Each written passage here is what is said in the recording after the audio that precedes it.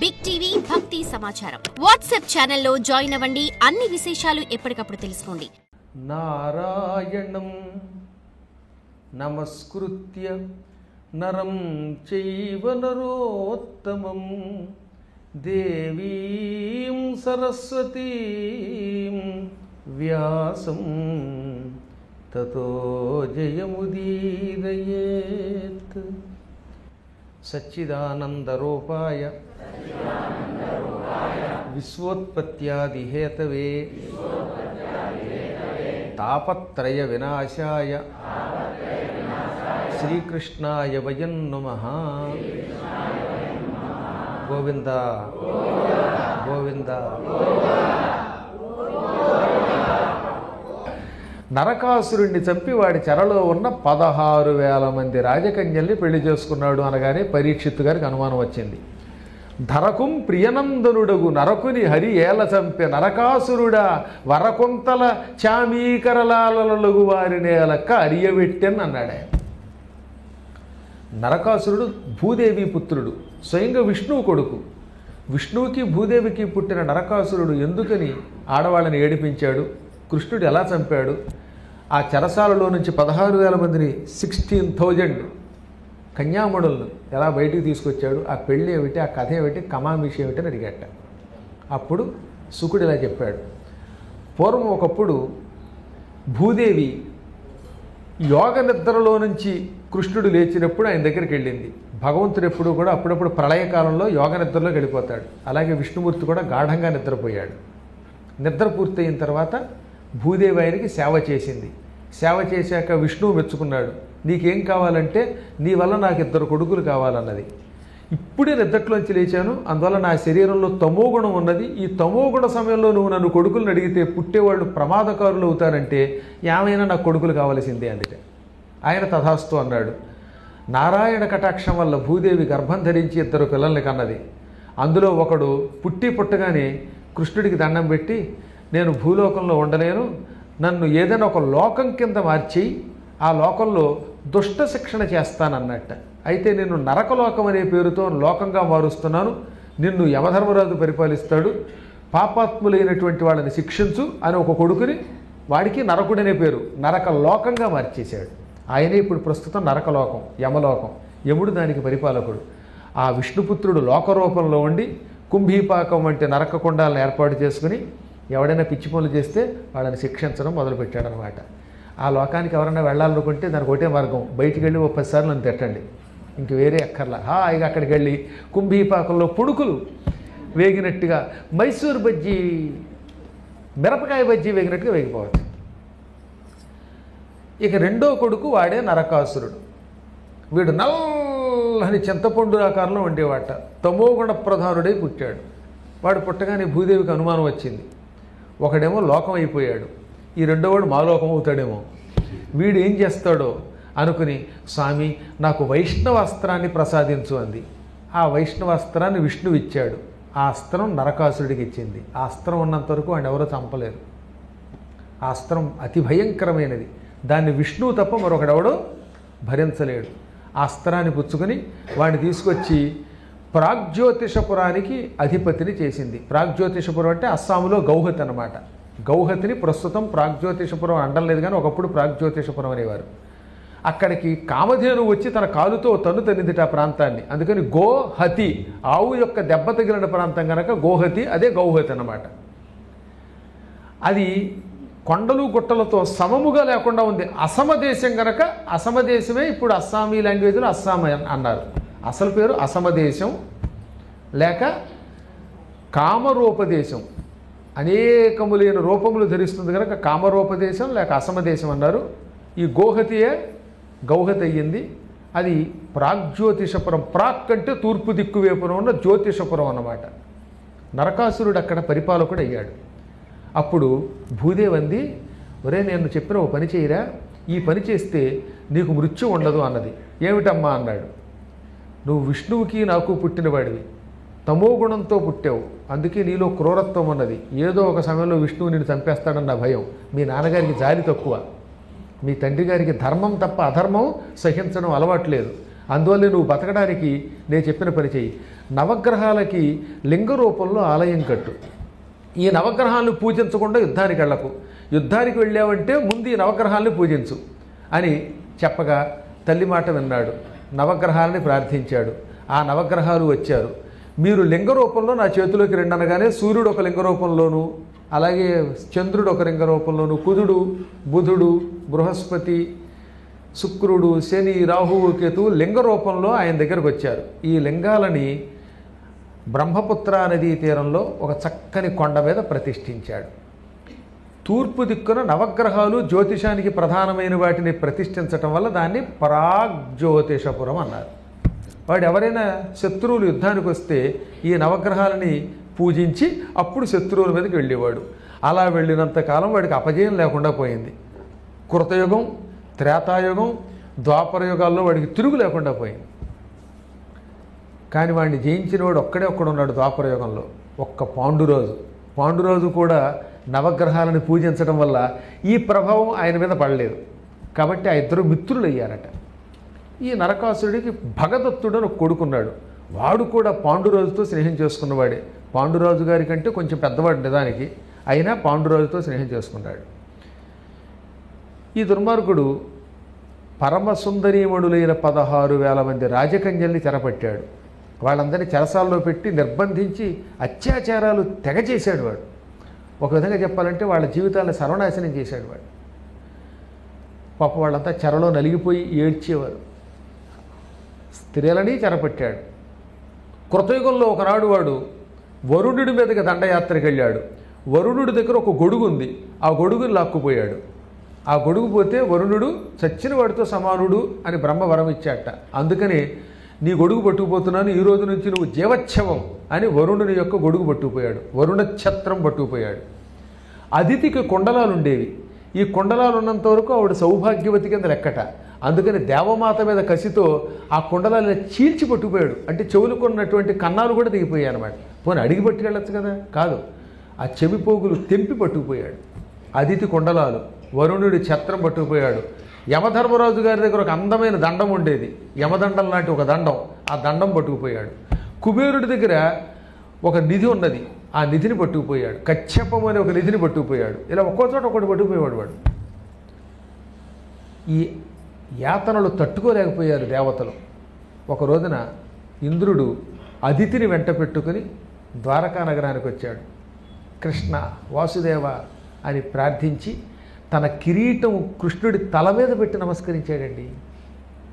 అది కృష్ణుడి యొక్క శక్తి అంటే. పరమాత్మని గ్రహించిన ఇంద్రుడు కిరీటం ఆయన తల మీద పెట్టి నమస్కరించాడు.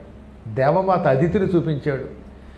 కృష్ణ, వామనావతారంలో ఈవిడ నీకు తల్లి, నేను నీకు అన్నయ్యని. కాలం కలిసి రాక మేము ఇలా ఇబ్బందులు పాలైపోతున్నాం. ఈ నరకాసురుడు దేవతల్ని పీల్చి పిప్పి చేశాడు.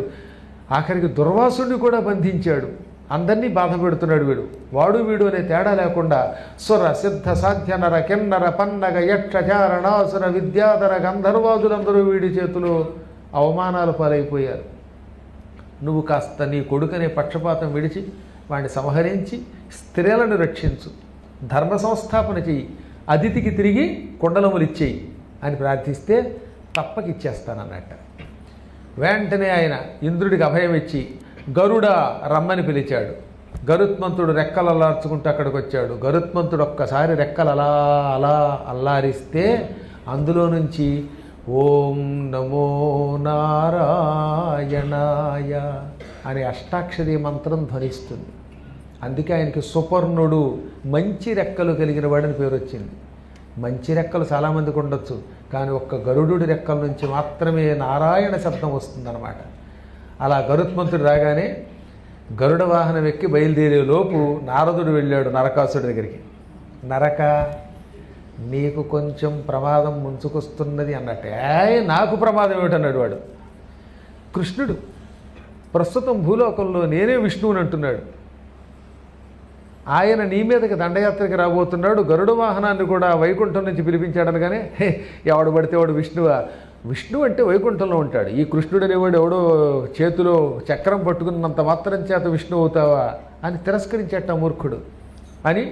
నారద, ఇవన్నీ పక్కన పెట్టు, నన్ను ప్రశంసించు అన్నాడు.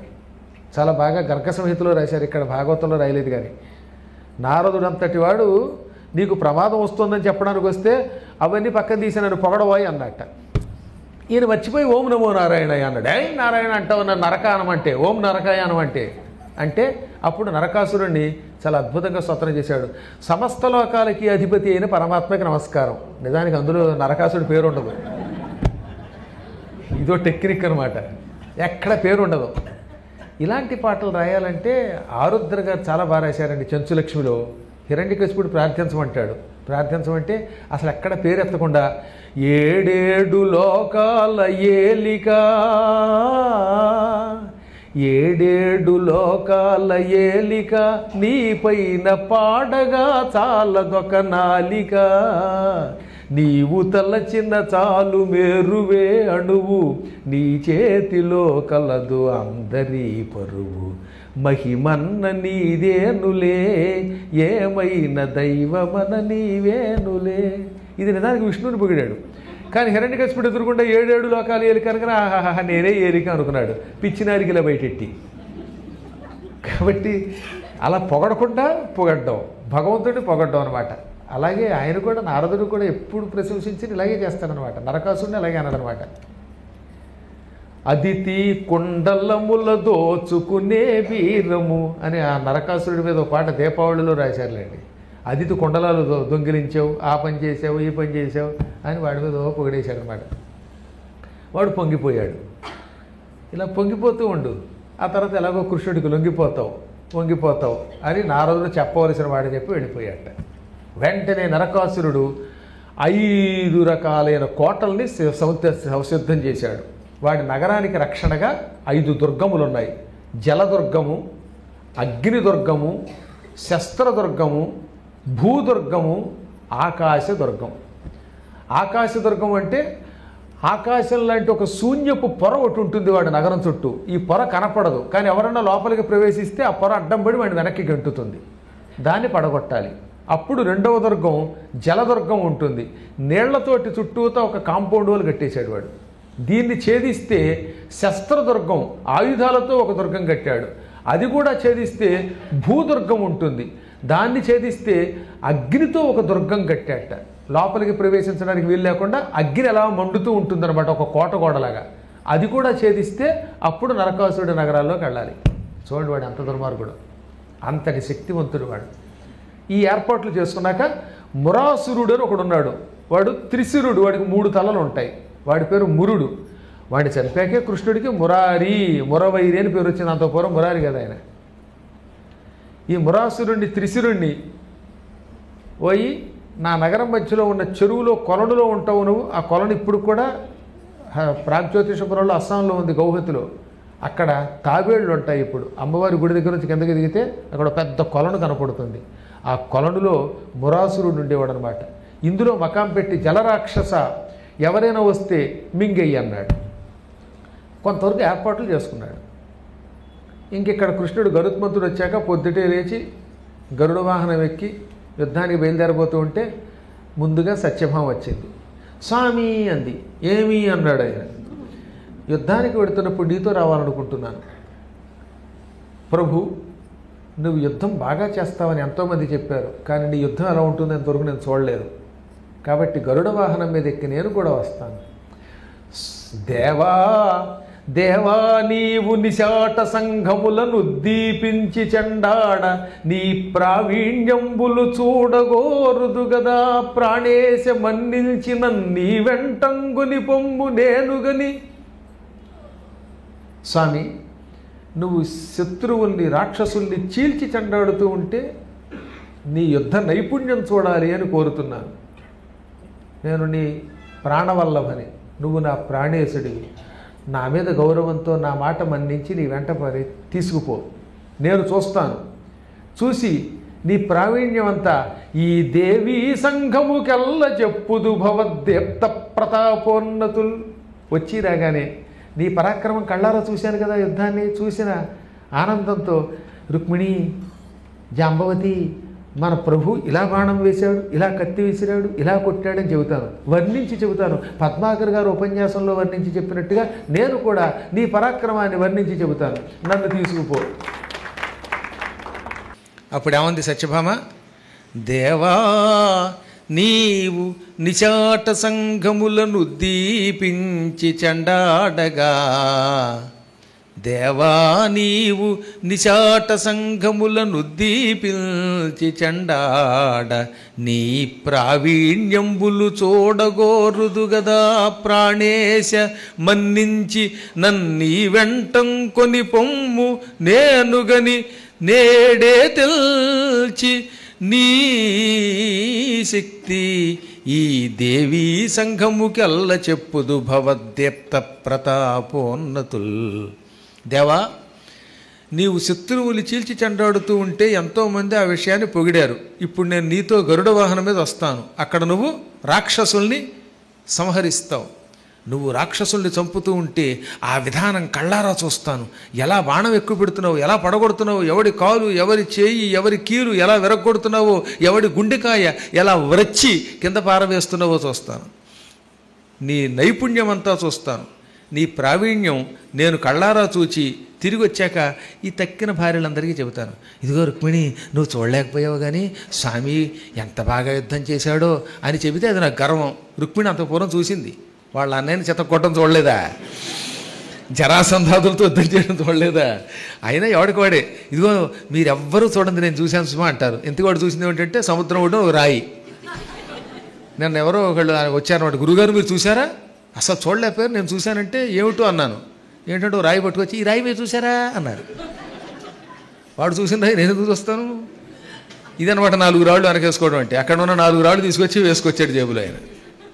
కాబట్టి ఇదో విచిత్రం. అలాగే ఈవిడు కూడా ఏమంది, నీ నైపుణ్యం నేనందరికీ చెప్పి కీర్తి పొందుతాను ఏమంటామని. కానీ ఆయన చిరునవ్వు నవ్వి పరీక్షించడానికి ఇలా అన్నాడు, సత్యభామ నువ్వు సుకుమార స్త్రీవి, యుద్ధం అంటే భయంకరంగా ఉంటుంది.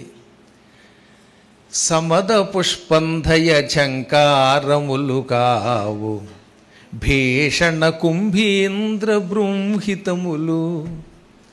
నువ్వు రోజు ఉద్యానంలోకి వెళ్ళావనుకో, అక్కడేముంటాయి,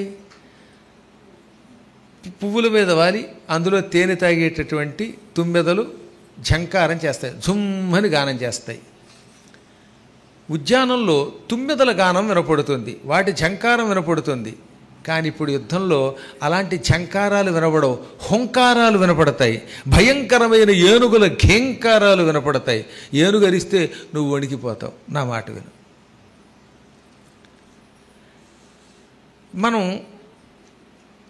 ఉద్యానంలో ఉన్నటువంటి జలక్రీడలాడే సరస్సు దగ్గరికి వెళ్ళేవాళ్ళం. ఒకళ్ళ మీద ఒకళ్ళు నీళ్లు చల్లుకునేవాళ్ళం. అప్పుడు ఒంటి మీద ఏం పడతాయి, నీటి తుంపర్లు పడతాయి. కమనీయ జలతరంగ ఆసారములుగావు. అక్కడికి వెడితే యుద్ధరంగంలోకి వెడితే నీటి తుంపరలు మన మీద పడవు, సన్నగా వచ్చే నీటి ధార పడదు. అందులోనూ శ్రీకృష్ణుడి యొక్క ఉద్యానంలో ఉన్న ఈ పద్మాకరాల్లోని నీరు సువాసనతో ఉంటుంది, మధురంగా ఉంటుంది. అందువల్ల ఎప్పుడైనా నీటి తుంపర్లు నోట్లో పడినా రుచిగా ఉంటాయిటండోయ్ అని తాగేయచ్చు అనమాట. అదే మురికి నీటి కొండంలోంచి మొహం మీద ఇలా చల్లారంటే ఆ నీళ్లు నోట్లో పడితే తాగలేము, యాతన పడతాయి. అందుకనే శిరస్సును పోసుకోమన్నారుగా, నోట్లో పోసుకోమలేదు. బ్రహ్మకొండంలో నీళ్లు బాగా మురిగితో ఉన్నాయి, నెత్తి మీద పోసుకోమన్నారుగా, నోట్లో పోసుకోమన్నారా. పోసుకుంటే అక్కడ ప్రస్తుతానికి సరిగ్గా లేదా వాతావరణం. అందువల్ల అక్కడ యుద్ధరంగంలోకి వెడితే శత్రువులు వేసే బాణ వర్షం మీద పడుతుంది, భయంకరమైన బాణాలు గుచ్చుకుంటాయి. శరీరం మీదకు పువ్వులు చల్లరు. యుద్ధానికి వెడితే నువ్వు ఉద్యానంలోకి వెడితే నీ చెలికెత్తులు నీ మీద పువ్వులు చల్లుతారు. అక్కడికి వెడితే పువ్వులు కాకుండా బాణాలతో, శూలాలతో, కత్తులతో పొడుస్తారు, గదలతో కొడతారు. అదో ఇబ్బంది నీకు. మంచి సంగీతం వినపడుతుంది మన అంతఃపురంలో, కానీ యుద్ధరంగంలోకి వెడితే సంగీతం వినపడదు. కొమ్ము బూరాల, బాకాల, యుద్ధభేరీల శబ్దాలు వినపడతాయి.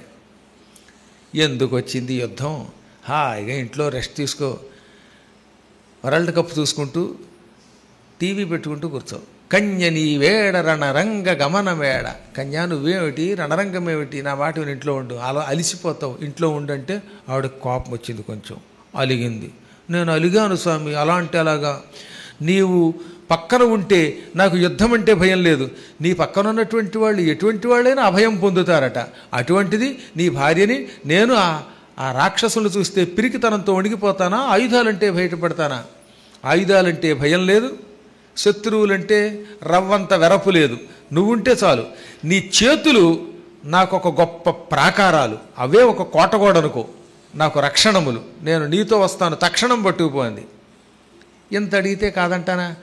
ఓకే, యుద్ధానికి సంసిద్ధురాలువే, నాతో వచ్చే అన్నాడు. ఆవిడ శుభ్రంగా స్నానం చేసి, యుద్ధానికి వెళ్ళేవాళ్ళు కట్టుకునే చీరల విధానం వేరుగా ఉంటుంది. యజ్ఞానికి వెళ్ళేటప్పుడు ప్రదక్షిణ చేసేటప్పుడు కాలికి చీర అడ్డం పడినా పర్వాలేదు, కానీ యుద్ధంలో ఇబ్బంది కదా. అందుకని ఏం చేస్తారనమాట, రణరంగానికి వెళ్ళేటప్పుడు ఈ చీరని ఇలా బిగిస్తారనమాట. ఇలా అడ్డంగా రావు, దాన్ని కాశ కొంగు అంటారు. ఇలా బిగించేసుకుంటే అప్పుడు ఒంటెక్కినా ఇబ్బంది లేదు. లేకపోతే నేను ఒక ఆయన లుంగి వేసుకుని ఒంటెక్కి దిగలేక నానాయతన పడ్డాడు. వెంకటేశ్వర స్వామి వారు గురువారం నాడు నిధురోపదర్శనం ఇచ్చినట్టుగా అయిపోతుంది అక్కడ. కాబట్టి కట్టుకునేటప్పుడు ఆయా సందర్భానికి అనుగుణంగా వస్త్రాలు కట్టాలి. అలాంటి కాశకొంగు బిగించుకున్నది ఆమె స్వామితో పాటు బయలుదేరింది. రివ్వున గరుత్మంతుడు పైకి లేస్తూ ఉంటే అసలు రవ్వంత భయపడలేదట ఆవిడ. అసలు మొదటి నుంచి సత్యభామ కొంచెం ధైర్యం ఎక్కువ అండి. అలా ఉండాలి స్త్రీలంటే. అన్నిటికీ పిరిగితనంతో అని ఏడిస్తేలాగా అసలు ఏడుపు మానేయండి. అన్నిటికీ ఎలా ఉండాలి? ధైర్యంతో ఉండాలి. ధైర్యే సాహసే లక్ష్మీ, అధైర్యే అసాహసే అలక్ష్మీ అన్నారు. కాబట్టి ఎప్పుడూ ధైర్యంగా ఉండాలి. మహా అయితే ఉంది, ఉంటే ఉంటుంది శరీరం, పోతే పోతుంది. అకాలంలో రాదు కదా మరణం. మరణము అకాలమున రాదు. పోయే కాలం వచ్చేదాకా మనం ఎంత గింజుకున్నా ప్రాణం విడిచిపెట్టలేము. పోయే కాలం వస్తే ఎంత గింజుకున్నా ప్రాణం నిలబడదు. చెప్పాను కదా ఎదురుకోసారి మీకు. ఒక ఆయన కొండెక్కి కిందకి దూకెట్ట చచ్చిపోదామని ఆత్మహత్య చేసుకుందాం అనుకున్నాడు. వాళ్ళ ఆవిడ్ని పూరీ కూర చేయమంటే చేయనందిట. పూరీ కూర చేయనన్నావు కనుక నేను చచ్చిపోతాను అని బయలుదేరి కొండెక్కి కిందకి దూకాడు, కేవలం పూరీ కూర కోసం. తీరా కొండెక్కి కిందకి దూకితే ఆ సమయంలో కింద ఒక రైతు ఒక పెద్ద గడ్డిమేటు వేశాడు. ఆ గడ్డిమేటు మీద పడ్డాడు వాడు. కాస్త కాలు బెణికింది తప్ప ప్రాణం పోలేదు. ఇన్నాళ్ళు లేనిది ఈ కొండ కింద ఈ సమయంలో గడ్డిమేటు ఎందుకు వేసావురా నువ్వు? నా ప్రాణం కాపాడావు కదా రాని వాడు తిట్టుకుని, ఇది ప్రాణం కాపాడినందుకు తిట్టుకుని ఇక ఇలా కదనుకున్నాడు. వెళ్ళి ఏకంగా పశ్చిమ సముద్రంలో దూకాడు.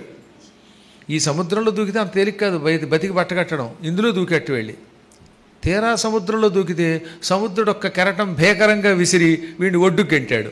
వచ్చి రాళ్ల మీద పడ్డాడు. రాయికి కాలు కోసుకుంది తప్ప వాడు ప్రాణం పోలేదు. హాయ్ సముద్రుడా, సముద్రంలో దూకినా చావనివ్వలేదేమిటనుకున్నాడు. వెంటనే అక్కడ పెద్ద పాము పొట్టుంటే పొట్టలో చేయట్టట. ఆ పొట్టలో పెద్ద పాము ఉంది. ఆ పాము వల్ల అప్పటి వరకు కొన్ని వందల మంది తెచ్చారు.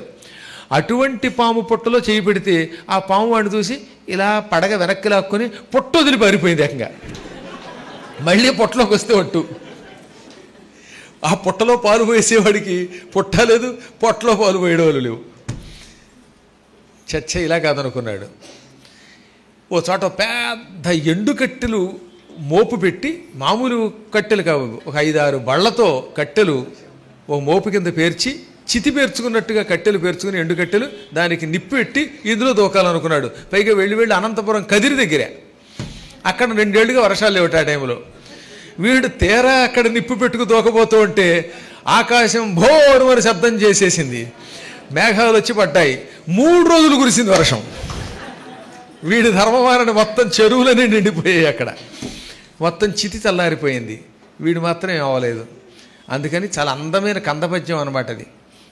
గిరి ఎక్కి పడిన ధర సాగరమున మునిగినను పావకముదొచ్చిన భీకర పణులతోడ నాడిన మరణం అకాలమున రాదు మహినెవ్వరికిన్.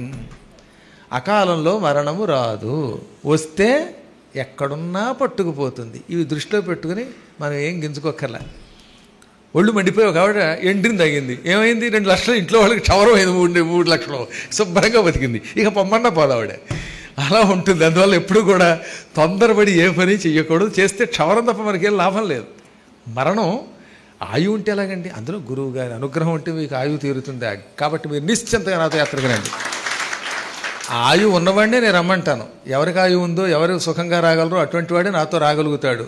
కాబట్టి ఈ రోజు నుంచి దేనికి భయపడకండి. ఎంత హాయిగా తిరుగుతున్నారండి మీరు ఇక్కడ. అసలు ముక్కు గుడ్డ లేకుండా తిరుగుతున్నారు గుళ్ళోకి కూడాను.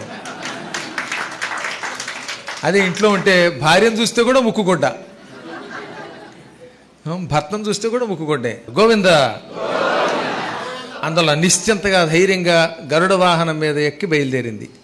వెళ్ళగానే మొత్తం 5 రకాల దుర్గాలు ఉన్నాయి కదా. గదతోటి పర్వత దుర్గాలు విరగొట్టేశాడు కృష్ణుడు. చక్రంతో ఆకాశ దుర్గం, పాంచజన్యం అనే శంఖం ఊది జలదుర్గం భగ్నం చేశాడు. ఆ శబ్దమునకు జలదుర్గం భగ్నం అయిపోయిందిటండి. ఆ జలం ప్రవహించి పక్కకి పోయిందనమాట. సునందం అనే ఖడ్గంతో మురాసురుడు వేసిన పాశములు ఛేదించాడు. కౌమోదకి గద మళ్ళీ విసిరాడు. అగ్నిదుర్గం పాడు చేశాడు. ఈ విధంగా పంచభూతముల వల్ల ఏర్పడిన దుర్గములన్నీ భగ్నం చేశాడు. సాధారణంగా మురాసురుడికి 3 తలలే ఉంటాయి. ఒక్క కృష్ణుడి కోసం ఆ రోజు పంచశిరస్కుడు అయ్యట్టండి, పంచశిరుడు. అందుకే ఈ విషయం భాగవతంలో పంచశిరుడు అంటాడు, గర్గ సంహితలో చెప్పారు. సహజముగా మురాసురుడికి 3 తలలు, కానీ కృష్ణుడు చూశాడు. పంచత్వం పొందించాలి కృష్ణుడిని అంటే, కృష్ణుడిని చంపి పంచభూతాల్లో ఆయన ప్రాణవాయువులు లీనం చేయాలంటే నేను పంచశిరస్కుడిని అవ్వాలనుకున్నట్ట. అనుకుని ఈ సరస్సులో ప్రాగ్జ్యోతిషపురములో, ఇప్పుడు మన అస్సాంలో గౌహతిలో ఉన్నటువంటి అమ్మవారు ఉందన్ననే, ఆ అమ్మవారి దగ్గర ఒక కుండం ఉంటుంది కింద. ఆ కుండాన్ని మురాసుర కుండం అని కూడా పిలుస్తారు. ఆ సరస్సులో మకం ఉంటాడు వీడు, నీటిలో నిద్రపోతూ ఉంటాడు వాడు, తినేసి నీటిలో పడుకుంటాడు వాడు అదృష్టం అది. అందులో పడుకునేవాడు ఈ మురాసురుడు అంటే. అటువంటి వాడు త్రిశిరస్కుడు కాస్త పంచశిరస్కుడు అయ్యాడు. 5 తలలతో నీటిలోంచి పైకి లేచి ఎవడ్రా పాంచజన్యం అనే శంఖం ఊదుతున్నాడు అని తలలు పైకెత్తి చూస్తే శ్రీకృష్ణుడు కనబడ్డాడు. వెంటనే శ్రీకృష్ణుడి మీద బాణవర్షం కురిపించాడు. ఆ బాణాలన్నీ కృష్ణుడు తన కోదండంతో ఖండించాడు. వాడు పెద్ద శూలం విసిరాడు గరుత్మంతుని మీదకి. గరుత్మంతుని డొక్కలో గుచ్చుకుంది ఆ శూలం. అంత శూలం గుచ్చుకుంటే ఆయనకి ఎలా ఉందో తెలుసా? తామర పువ్వు వచ్చి రెక్కల్లో ఇరుక్కున్నట్టుగా ఉందిట వాడు విసిరిన శూలం. ఆ శూలంతో అంత పూర్వం 10,000 ఏనుగుల్ని పొడి చంపాడు వాడు. ఏకంగా 10,000 ఏనుగులని చంపిన శూలం గరుత్మంతునికి ఒక తామర తూడులా అనిపించిందంటే ఆయన ఎటువంటి బలవంతుడో ఆలోచించండి. అలా ఉండాలి శరీరం అంటే. అప్పుడు కృష్ణుడు నన్ను కొట్టినా ఒప్పుకుంటాను, నా శిష్యుణ్ణి నా భక్తుణ్ణి శూలంతో కొడతావట్రా. ఆయన వెంటనే చక్రం విసిరాడు. ఆ చక్రంతో వాడి తలలన్నీ తెగిపోయాయి, చేతులు తెగాయి. ఢామ్ అనే శబ్దంతో మళ్ళీ నీళ్లలో పడిపోయాడు.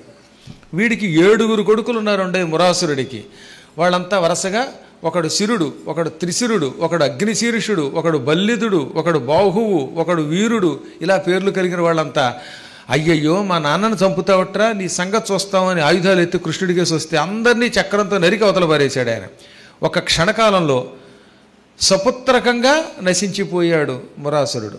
అప్పటి నుంచి కృష్ణుడిని మురారి, మురవైరి, మురాంతకుడు, మురజిత్తు అనడం మొదలుపెట్టారు. క్రమంగా వీళ్ళంతా చావగానే అక్కడ కాపలా ఉన్న మూలబలం వచ్చారు.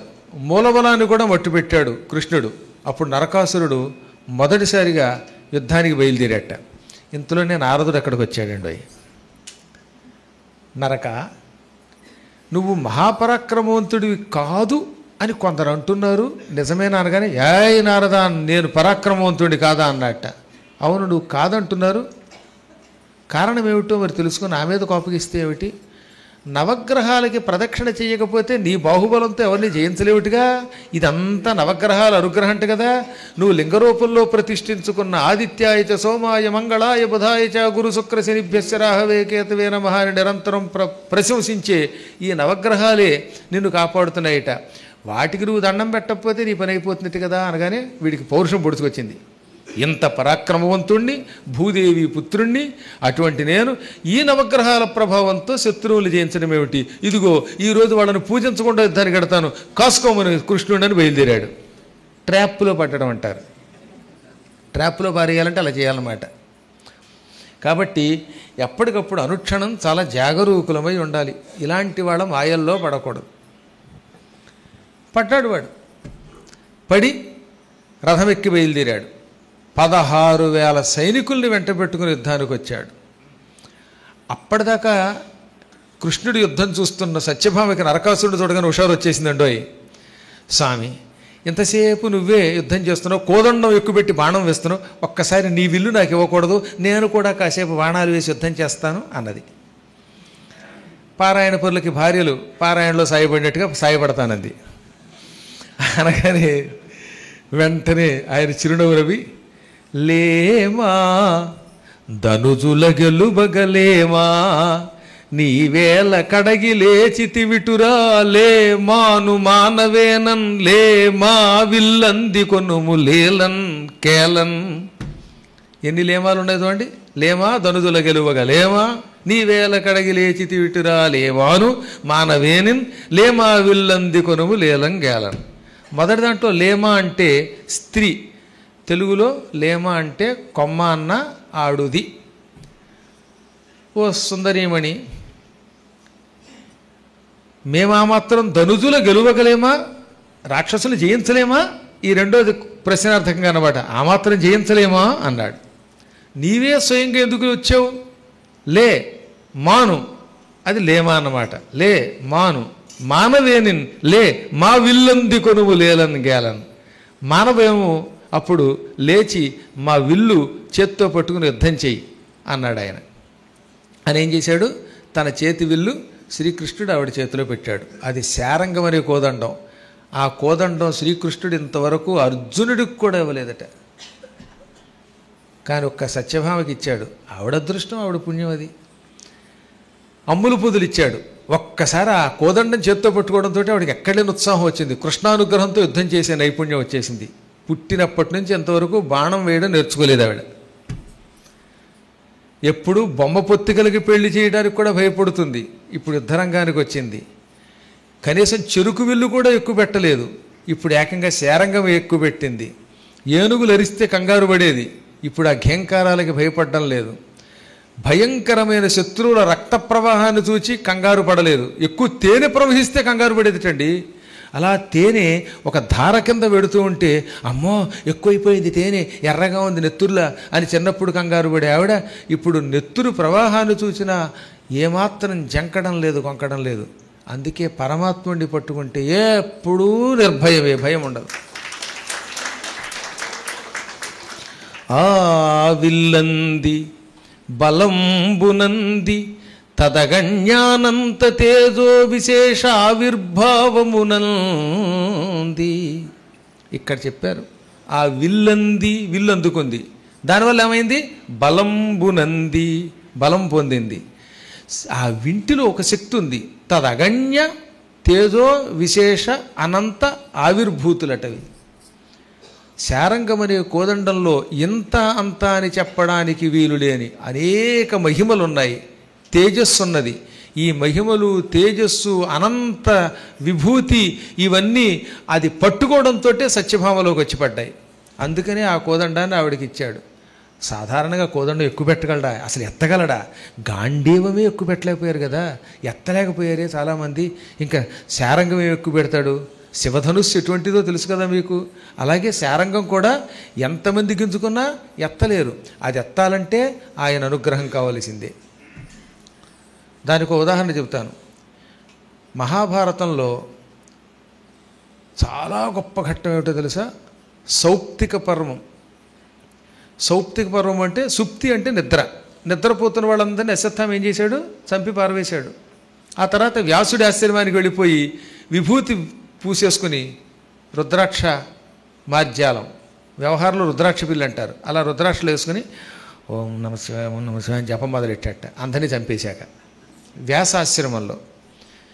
తెల్లవారుగానే విషయం తెలిసింది ద్రౌపదికి. భీముడిని పిలిచి ఏం చేస్తావో తెలియదు, అశ్వత్థామని చంపి నా దగ్గర బారి వాడిని బంధించు అని గద ఇచ్చి పంపింది. అశ్వత్థామ దగ్గరికి భీముడు బయలుదేరాడు. భీముడు అలా వెళ్ళగానే కృష్ణుడు కంగారు పడి, ద్రౌపది ఎంత పని చేసావు? అశ్వత్థామ అంటే సామాన్యుడు అనుకుంటున్నావా? వాడి దగ్గర బ్రహ్మశీర్షం అని ఒక అస్త్రం ఉంది. ఆ అస్త్రం ఒక్క అర్జునుడికి తప్ప ఇక్కడ వీళ్ళెవరికీ తెలియదు. నేను ఆ అస్త్రం తెలిసిన వాడితో నేను యుద్ధం చేయకూడదు కాబట్టి నేను వేయకూడదు. ఇప్పుడు నువ్వు భీముడు అక్కడికి పంపితే భీముడు గద వేసుకెడితే వాడు బ్రహ్మశీర్షం వేస్తే భీముడే కాదు లోకాలు భస్మం అయిపోతాయి. అంత భయంకరమైంది బ్రహ్మశీర్షం. ఆ అస్త్రాన్ని ద్రోణుడు ఎవ్వరికీ ఇవ్వకుండా మొదట అర్జునుడికి ఇచ్చాట. ఎందుకంటే ఇంద్రియ నిగ్రహం కలిగిన వాడికి అది ఇవ్వాలి. కోపం క్షణికోద్రేకం కలిగిన వాడికి అంటే చెయ్యెత్తి మీదకి వచ్చేవాడికి అది ఇస్తే కొంపలు మురిగిపోవటండి. ఇంకోటి తెలుసా? ఆ అస్త్రం వేసిన వాడు దాన్ని ఉపసంహరించకపోతే వేసిన వాడిని కూడా భస్మం చేస్తుంది. అది అంత డేంజర్ అస్త్రం అంటే. అందుకే రాముడు కూడా బ్రహ్మ శీర్షమును మాత్రం రావణుని మీద వేయలేదు, బ్రహ్మాస్త్రం వేశాడు తప్ప.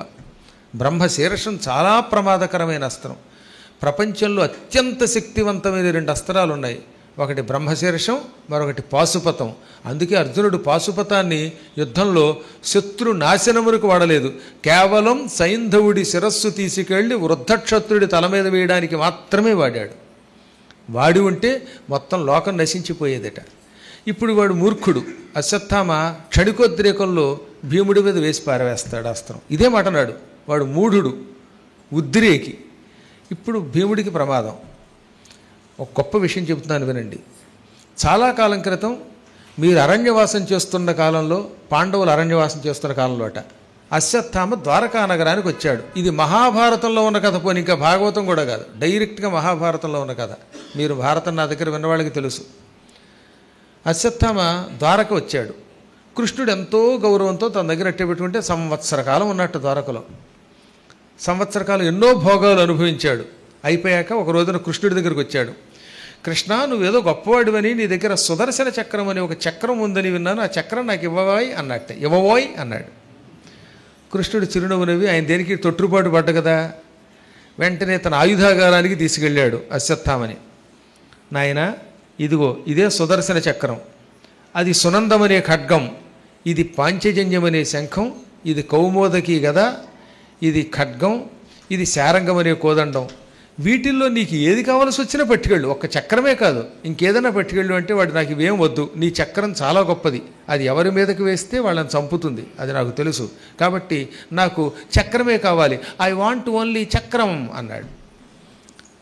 అయితే నీ చక్రమా, ఈ చక్రం తీసుకో అన్నాడు ఆయన. వెంటనే వాడు టీవీగా వెళ్ళి ఎడం చేత్తో చక్రం ఎత్తబోయాడు. చక్రం అరంగుళం కదలలేదు. వాడికి మతిపోయింది.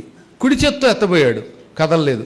2 చేతులతో చక్రం పట్టుకుని అని పెకలించబోతే చక్రం ఉన్న చోటు నుంచి రవ్వంత బెసకలేదు. సరిగదా ఎత్తబోయి బొక్కబోర్ల దాని మీద పడ్డాడు వాడు. అప్పుడు కృష్ణుడు చిరునవ్వులు చిందిస్తూ, గురుపుత్ర, ద్రోణపుత్ర అశ్వత్థామ, అర్జునుడు నాలో సగం. ఆ అర్జునుడు కూడా ఏనాడు ఈ చక్రం అడగలేదు. ఈ ఆయుధాలు అడిగితే అర్జునుడికి నేను ఉచితంగా ఇచ్చేస్తాను. వాళ్ళెవళ్ళు నన్ను అడగలేదు, నా భార్య లక్ష్మీదేవి అడగలేదు, నా కొడుకు బ్రహ్మ అడగలేదు, నాలో ఒక భాగమైన శివుడు కూడా అడగలేదు. ఇవాళ నీవు అడిగావు. ఎందుకు అడిగావు అని అడిగితే, కృష్ణ, నాకు చిన్నప్పటి నుంచి నువ్వంటే ద్వేషం, నిన్ను చంపాలి అని నా కోరిక, లేదా యుద్ధంలో ఓడించాలని కోరిక. నిన్ను ఓడించడం అంటే చక్రం ఉండగా ఓడించలేంట. అందుకని నీ చక్రం నీ దగ్గర నుండి అడిగి తీసుకుని నీ మీద ప్రయోగించి నిన్ను పడగొట్టాలి, ఇది నా కోరిక. సరే, ఇప్పుడు ఈ చక్రం నువ్వు ఎలాగో నాకు ఇచ్చినా ఎత్తలేకపోతున్నాను, అయితేనే సమయం చూసుకుని నేను యుద్ధానికి పిలుస్తాను. చక్రంతో జయించలేకపోయినా నా దగ్గర బ్రహ్మశీర్షం అనే అస్త్రం ఉంది, ఈ అస్త్రంతో లోకాలను బూడి చేయగలను. ఆ అస్త్రం నీ మీద వేసైనా నిన్ను బూడి చేస్తాను తప్ప నిన్ను విడిచిపెట్టను అన్నట్టు అన్నాడు. ఆ విధంగా బ్రహ్మశీర్షం ఉందని బయటపెట్టాడు. అప్పుడు కృష్ణుడు, నీకు తెలియదేమో, మేము నరుడు నారాయణుడు అనే పేరుతో 2 రూపములు ధరించి పరమ పవిత్రమైన గంధమాదన పర్వతం మీద 10,000 సంవత్సరములు మహాతపస్సు చేసి ఆ తపశ్శక్తి ఫలితంగా ఈ చక్రం మొదలైనవి పొందాం. అంత తపస్సు మళ్ళీ ఎవరూ చేయలేరు. సర్వాంతర్యామిని పరమాత్మనయ్యుండి కూడా తపస్సు చేసి ఈ ఆయుధాలు శివుడి ద్వారా పొంది నేను ఎత్తాను. అటువంటిది నువ్వు ఎన్ని జన్మలు ఎత్తి తపస్సు చేసినా ఎలా పొందగలుగుతావు? పొందలేవు. ఇక నీ కోరిక తీరుతుందనుకుంటున్నావు, బ్రహ్మాస్త్రం నా మీద వేసి, బ్రహ్మశీర్షం వేసి, అది కూడా తీరదు. తీరినా తీరకపోయినా గురుపుత్రుడివి గనక, ద్రోణపుత్రుడివి గనక, అందున విప్రుడివి గనక నీ మీద ప్రేమతో నీకు కానుకలు ఇచ్చి పంపిస్తున్నాను అని అప్పుడు కృష్ణుడు అతనికి కానుకలు ఇచ్చి పంపేశాడు. అది అశ్వత్థామ గొప్పతనం అంటే, తక్కువేం కదా బ్రహ్మశీర్షం అంటే. ఈ బ్రహ్మశీర్షం అనే అస్త్రం వేస్తే ప్రపంచమంతా నాశనం అయిపోతుందిట. అటువంటి బ్రహ్మశీర్షం అనేటటువంటి ఒకానొక దివ్య అస్త్రాన్ని ఆ తర్వాత వేసేశాడు వాడు భీముడి మీద. అపాండవం చేస్తానని దాన్ని మళ్ళీ బ్రహ్మశీర్షంతో అర్జునుడు అడ్డుకున్నాడు. ఇప్పుడు ఈ 2 యుద్ధం చేస్తూ ఉంటే ఎంకిపెళ్ళి సుబ్బిచవుకు వచ్చినట్టుగా ఈ రెండింటి మధ్యలో లోకాలు నాశనం అయిపోయాయి. అప్పుడు వేదవ్యాసుడు వచ్చాడు.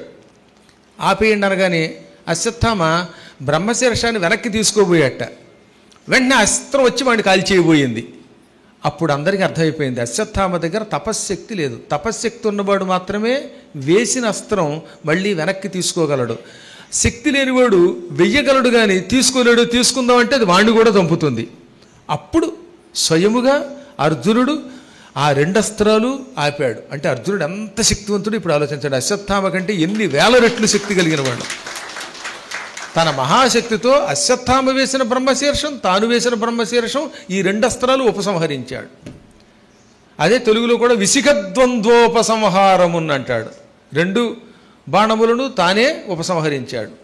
అర్జునుడు మానవుడు కాదు, సాక్షాత్తు నరుడు, నారాయణుడిలో సగభాగం కాబట్టి ఆ పనిచేశాడు. తపశ్శక్తి కలిగిన వాడు 10,000 సంవత్సరాలు తపస్సు చేశారండి వాళ్ళు గంధమాతనం మీద. ఒకసారి 10,000, ఒకసారి 12,000, ఒకసారి 5,000 సంవత్సరాలు అని దేవీ భాగవతంలో ఉంది. అంతటి వాళ్ళు. ఇదంతా మీకు ఎందుకు చెప్తున్నానో తెలిసినా, ఎంత గింజుకున్నా అశ్వత్థామ చక్రం ఎత్తలేకపోయాడు. శారంగాన్ని ఎత్తలేరు ఎవరు. అటువంటి శారంగం మరియు కోదండం ఇవాళ ఎవరెత్తారు? సత్యభామ ఎత్తిందంటే ఆవిడకి కూడా తపశ్శక్తి ఉంది. ఆవిడ పూర్వజన్మలో పరమభక్తురాలు, దుర్వాసుని అంశతో పుట్టిన ఆవిడ, సామాన్యురాలు కాదు. ఈ జన్మలో సత్యభామగా పుట్టినవాడు పూర్వజన్మలో దుర్వాసుడి కళ. అందుకే దుర్వాసుడి కోపం కూడా అందులో ఆవిడలో కనపడుతూ ఉంటుంది. మనకు కొంచెం కాలుతో అలా అంటూ ఉంటుంది అప్పుడప్పుడు. అయితే కృష్ణుడు మహాత్ముడు కనుక పెళ్ళాం తనితే ఆ మాత్రం పడ్డాడు. ఇప్పుడా పెళ్ళాం కాలుతో తనితేనా నన్ను తనితావా అని గదిలోకి తీసుకెళ్ళి అలా బాధేస్తారు. కానీ కృష్ణుడిని చూసి చాలా నేర్చుకోవాలి మనం. కానీ ఆ విల్లు ఇప్పుడు ఆవిడ ఎత్తింది. 2 కారణములు. ఒకటి తపశ్శక్తి, రెండవది ఏంటి?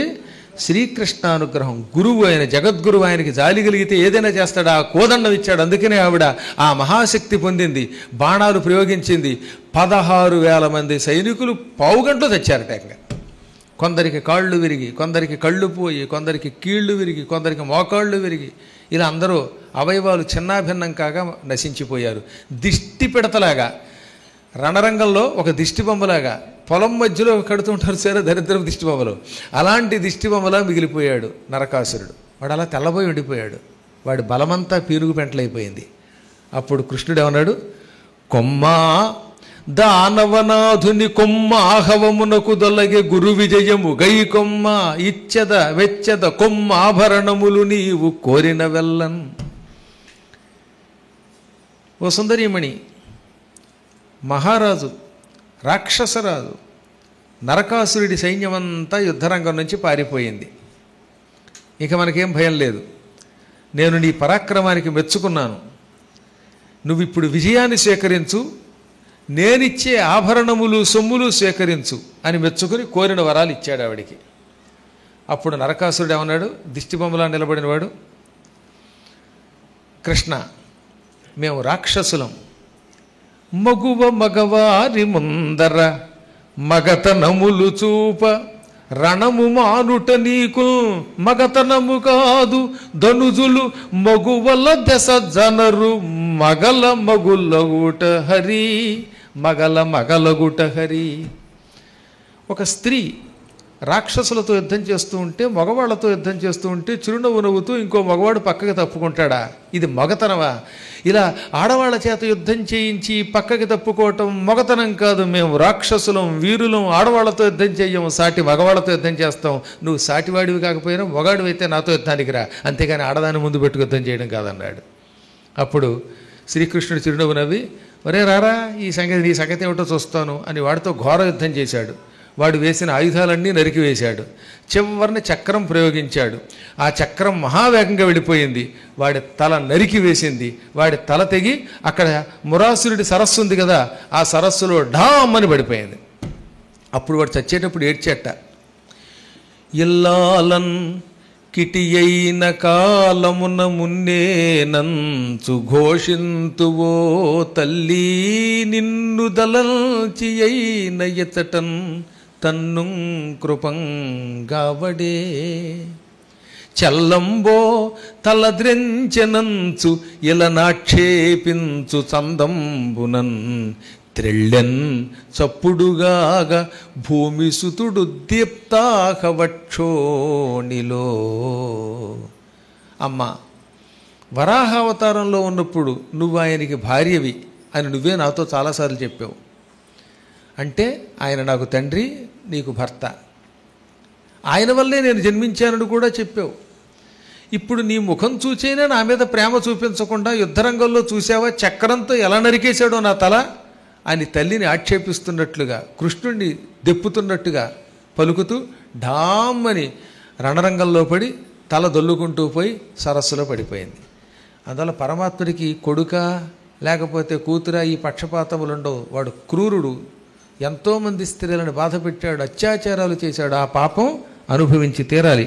అందుకే ఒక్క దెబ్బకి నరికి అవతల పారవేశాడు. చాలామంది తెలియక సత్యభామ చంపిందంటేనే కల్పిత కథలు. ఎన్ని కల్పిత కథలు, ఒకటి కాదు. సత్యభామ ఎక్కడ చంపింది భాగవతంలో? అసలు పోనీ ఏ పురాణంలో అయినా ఉంది అలాగా? లేదే. యుద్ధానికి వెళ్ళిందంతే ఆవిడ, సైనికులతో యుద్ధం చేసి చంపింది. ఏకంగా ఆవిట భూదేవిట వెళ్ళి కొట్టేసిందిట, పడిపోయాట. ఇంకేముంది, మన వాళ్ళందరూ గుడ్లు అప్పగించుకు చూస్తారన్నమాట. కల్పిత కథలు కొంతవరకు బాగానే ఉంటాయి, కానీ మరీ అనౌచిత్యాలు ఎక్కువైపోయాయి. దానివల్ల కొన్ని ఇబ్బందులు వస్తూ ఉన్నాయి. సర్లేండి, మనకెందుకని. కల్పిత కథ అంటే ఎలా ఉండాలంటే మాయాబజార్లో ఉండాలి. అందులో ఏ పాత్రని కించపరిచినట్టు ఉండదు, అద్భుతంగా ఉంటుంది. నిజానికి ఎక్కడా కథ ఉండదు ప్రపంచంలో, కానీ అది చూస్తున్నంతసేపు మనం వేరే లోకంలో ఉంటాం. ఆ టెక్నాలజీ, ఆ టెక్నిక్ కథ రాసేవాడికి కావాలి. అందుకే పెంగళి నాగేంద్రరావు లాంటి ఒక గొప్ప రచయిత, కవి, మహాత్ముడు మరొకడు ఉండడం అనిపిస్తుంది నాకు అనమాట. సినిమా రంగంలో ఇక ఆయనది ఒక ప్రత్యేకమైన వాణి. ఎన్ని గొప్ప కథలండి అసలు. ఆ సంభాషణలు కానీ, అస్మదీయులకి తస్మదీయులు సృష్టిస్తాడు.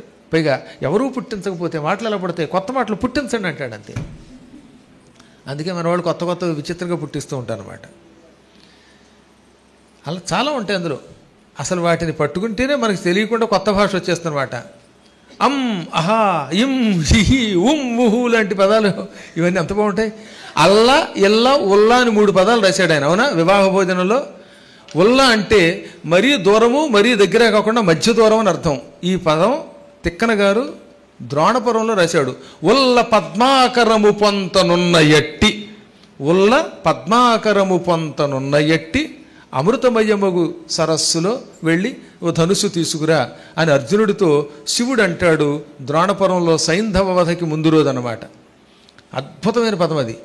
ఆహా, ఇదా, ఇంత బాగా చదువుకున్నాడు ఆయన. అందుకనే అయ్యారి గారెలల్లా, బూరెలెల్లా, అవేవో అరిసెలొల్లా అన్నాడు. ఈ ఒల్లా ఏమిట్రా అని నాకు చిన్నప్పుడు, అప్పుడు చదువుకున్న రోజులు, అప్పుడప్పుడే చదువుకుంటున్న రోజుల్లో ఏం గుర్తుంటుంది. అప్పుడు మా నాన్నగారు అయితే ఒకసారి భారతం చదవరా అన్నారు ఆయన.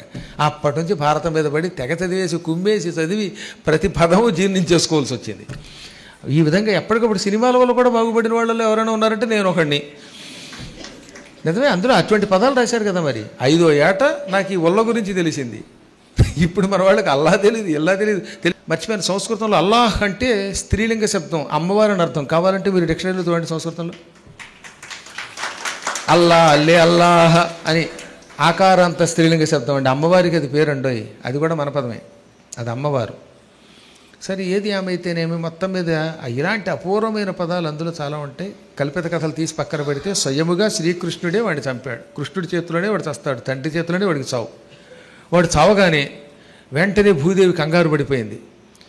ఎక్కడ ఈయన కోపంలో నా మనవణ్ణి కూడా చంపుతాడో, ఈ నరకాసురుడిని కూడా చంపినవాడు నరకాసురుడు కొడుకును చంపుతాడేమోనని భగదత్తుడిని వెంట పెట్టుకొచ్చింది.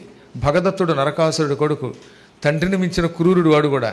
అయినా మనవడు కదటండి. అందుకని మనవడిని వెంట పెట్టుకొచ్చి ఓ తామర పువ్వుల మాల, అమ్మలాన పంకజమాల, ఎప్పుడూ వాడిపోని మాల పట్టుకొచ్చి కృష్ణుడి మెడలో వేసి ఇలా అంది. అంభోజనాభున కంభోజనేత్రున కంభోజమాల సమన్వితునకు. అంభోజ నేత్రుడు, తామర పువ్వులు లాంటి కళ్ళు కలిగినవాడు.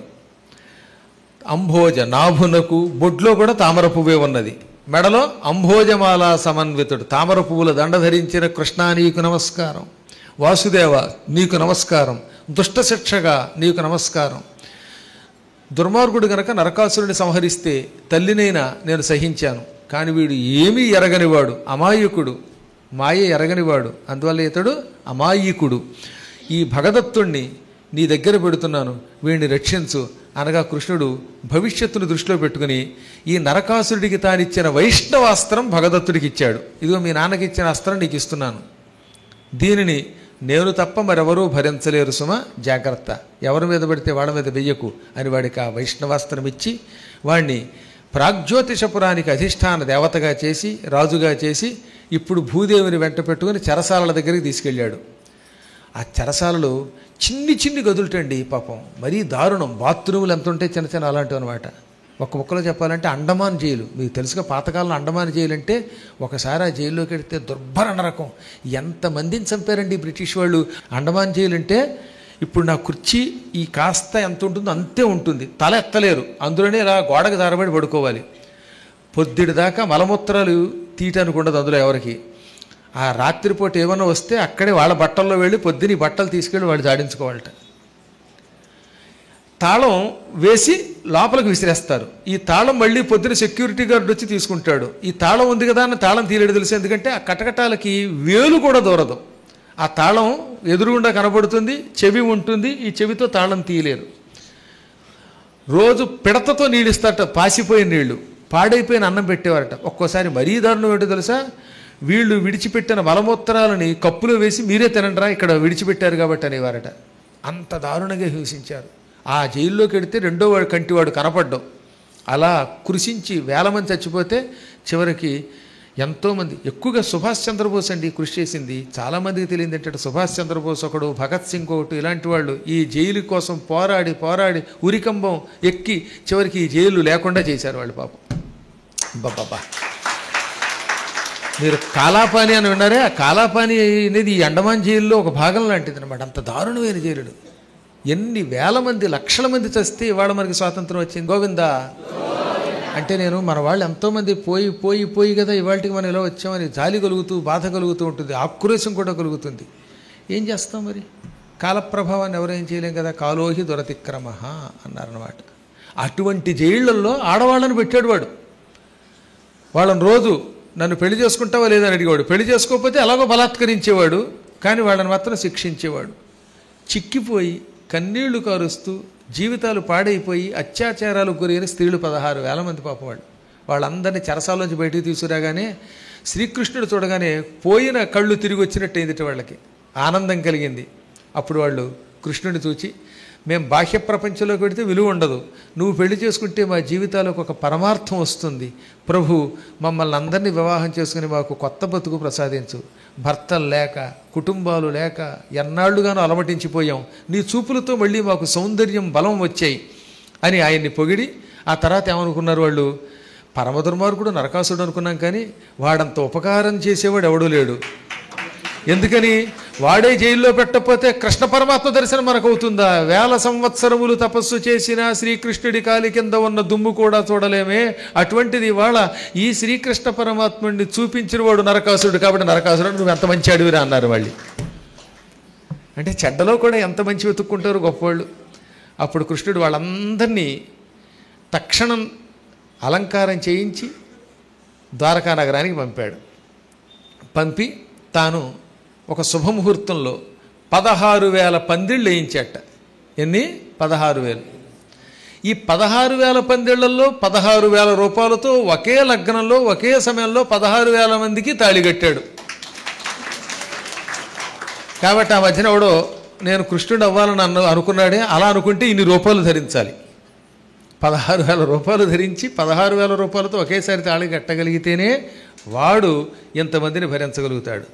ఇంతెందుకండి, పెళ్ళయ్యాక ఏ స్త్రీ ఇంట్లో చూసినా కృష్ణుడేట. అమిత విహారుడు ఈశ్వరుడు తన మహామహిమతో అందరి ఇళ్లలో ఏకకాలంలో ఉన్నాడు. ఎవరిని అడగండి, ఇప్పుడు కృష్ణుడు మా ఇంట్లోనే ఉన్నాడండి అని ఒక ఆవిడ, నాకు జడేసాడండి అంది ఒక ఆవిడ. భర్త భార్యకి జడేస్తే ఆ ఇంట్లో ఐశ్వర్యం వస్తుందిటండోయ్. అదొక అదృష్టం. చక్కగా నూనె రాసి మంచి చక్కగా చిక్కులు తీసి జడేస్తే ఎంత మంచిదో. కాబట్టి విశాలాక్షి గారు ఇంటికి వెళ్ళాక పని చేయించండి బాబు. ఎంత లాభం అనుకుంటారు, ముదిమికి ముచ్చట్లులా ఉన్నారు అంటే నేను చెప్పేది జుట్టు ఉంటేలేండి. కాబట్టి కృష్ణుడు ఒక ఇంట్లో నిజంగా మీరు చూడండి, తర్వాత కథల్లో చూడండి, ఒక ఇంట్లో జడ వేసేట, ఒక ఆవిడికి చిక్కులు తీసేట, ఒక ఆవిడికి తలంటేట, ఒక ఆవిడికి చీర కట్టేట, ఒకడికి కాళ్ళు ఒత్తేట, ఒక ఆవిడికి పాలు ఇచ్చేట, ఒక ఆవిడతో జోదం ఆడేట. 16,000 మందితో 16,000 రకాలుగా క్రీడించేట ఆయన. అలా ఉండాలి భర్త అంటే. అన్నిటికీ నన్ను తలవమంటావా అని ఒకడు, ఇడ్లీ తేవే, ఈయన ఇంట్లో గదిలో కూర్చుంటే ఆవిడ ఇడ్లీ తేవాలట. అసలు పారాయణ చేసుకునేవాడికి ఇడ్లీ ఎందుకు? పోనీ చేసుకుంటే చేసుకున్నాడు, వెళ్ళి తెల్లడా వెళ్ళి ఇడ్లీ ఎందుకు లేకపోతే ఇంకోటిది అని డబాయించకూడదు. ఈ డబాయింపులన్నీ ఎక్కడ లేని డబాయింపులు నా చెవులోనే పడతాయి కర్మయోగం వల్ల. ఎన్ని రకాల లీలలు. కాఫీ తేకపోతే గయ్యమనేవాడు ఒకడు, టిఫిన్ తేకపోతే గయ్యమనేవాడు ఒకడు. చక్కగా కృష్ణుడు చూసి నేర్చుకోవాలి. కృష్ణుడు వాళ్ళందరికీ బజ్జీ పెట్టాడు, బుజ్జి బుజ్జి బజ్జీలు వేశాడు, సేవ చేశాడు. అందుకని పరమాత్మ అన్నారు ఆయన. భలే భలే కథలండి అవన్నీ కూడా. For more videos like this, subscribe Big TV channel.